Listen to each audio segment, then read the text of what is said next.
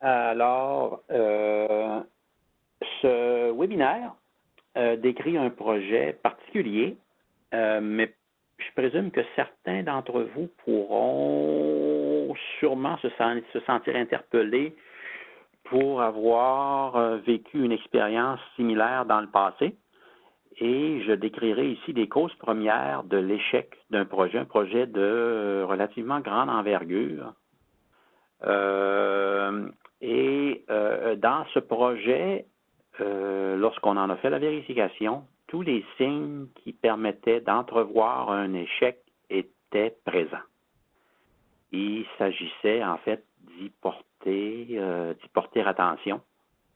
Et lorsque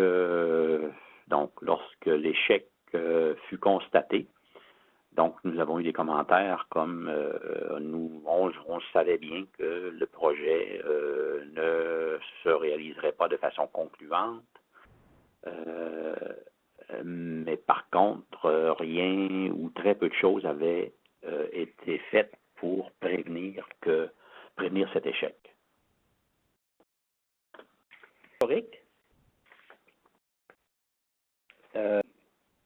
Il est en effet surprenant qu'à certains moments, avec le recul, les raisons pour lesquelles un projet a échoué sont somme toute relativement simples.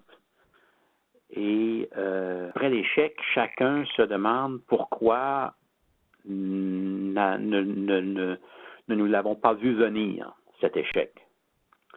Et ici, j'énumère quelques raisons, 5 raisons qui reviennent constamment. La première étant, on était trop loin de l'action. On ne voyait que les arbres, on ne voyait pas la forêt. Une deuxième raison qui provient de personnes individuelles, je faisais uniquement ce que l'on me demandait. Ce n'était pas ma responsabilité de me pencher sur ce genre de problème. Deuxième raison, le niveau de gouvernance était trop faible. Nous n'avions pas accès à une perspective externe. Une quatrième raison, les cadres supérieurs de gestion avaient tendance à éviter toute personne qui n'était pas d'accord avec leur point de vue. Finalement, les conseillers du chef de projet se limitaient à dire à la haute direction ce que la haute direction voulait entendre. Il s'avère habituellement facile de constater où et comment les difficultés se sont accumulées. Alors, on peut se demander pourquoi les échecs, pourquoi il ne fut pas possible d'éviter les échecs. Des projets de développement de logiciels qui échouent. Un constat, est-ce que l'échec dépend rarement de facteurs technologiques. Une cause première reviennent constamment. Et la difficulté réside dans le fait que ces causes premières se matérialisent souvent sous des formes différentes et il peut s'avérer difficile de les reconnaître à première vue. C'est ce dont je vais traiter ici dans le webinaire. Quelles sont les causes premières de l'échec de ce projet particulier? Et j'irais même à conclure que ces causes premières se retrouvent fréquemment dans l'échec de projets de développement de logiciels qui échouent.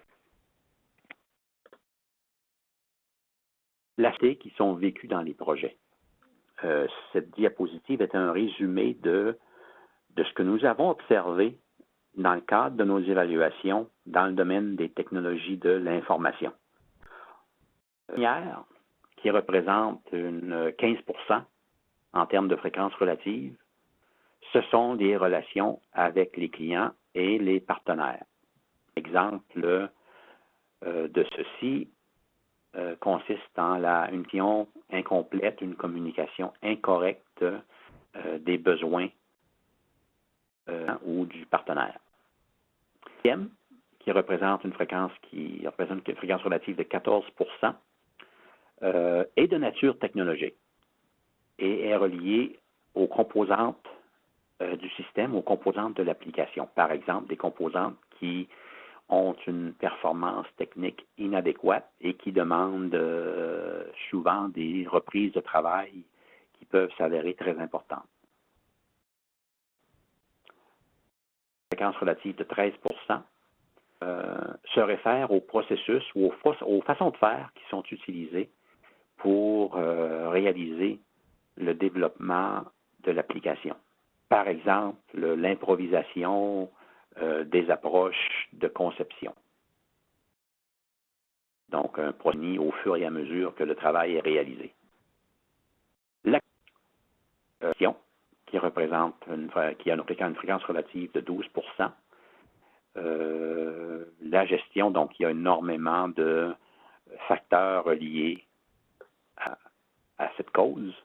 Et un exemple consistera en décisions critiques qui sont repoussées ou qui ne sont pas prises. L'AM est relié aux fournisseurs. Par exemple, l'incapacité des fournisseurs à réaliser les biens livrables tels que prévus. Le contrôle des changements, donc type de changement, modification aux requis, modification aux composantes utilisées pour la réalisation de l'application.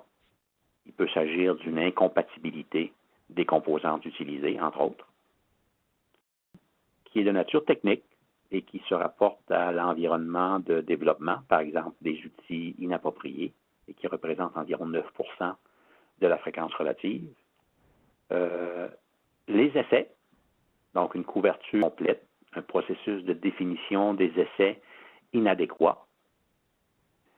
La 9e se rapporte aux mécanismes de suivi qui sont utilisés pour déterminer l'avancement des travaux pour la réalisation du projet. Par exemple, un suivi irrégulier des progrès, un suivi irrégulier des échéances. Et les autres, donc, qui représentent au total une fréquence relative de 4